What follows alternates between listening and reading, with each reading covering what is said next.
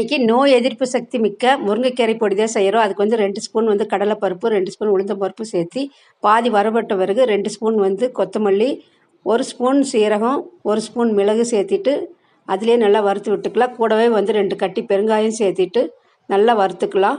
இது வந்து ட்ரையாக தான் நம்ம வறுக்கிறோம், எண்ணெய் சேர்த்துறதில்ல. ஒரு 6-7 பல் பூண்டு சேர்த்திட்டு ஒரு 10 வெந்தயம் சேர்த்தி காரத்துக்கு வந்து 6-7 மிளகாய் சேர்த்து வைக்கிறேன். நல்லா வறுத்துட்டு ஒரு தட்டில் எடுத்து வச்சிடலாம். ஆறட்டும். ஆறின பிறகு மிக்சர் ஜாரில் சேர்த்து நல்லா கொரப்பாக அரைச்சி எடுத்துகிட்டு வந்துடலாம். அதுக்கு முதல் வந்து நம்ம கீரை கழுகி நிழல்லையே காய வச்சுக்கிறேன். அதை வந்து அந்த சூட்லேயே கடாயுடைய சூட்லேயே இந்த மாதிரி பொடி ஆகிற வரையில் வறுத்துட்டு மிக்சர் ஜாரில் போட்டிருக்கக்கூடியது நல்லா அரைச்சி எடுத்துகிட்டு வந்துடலாம்.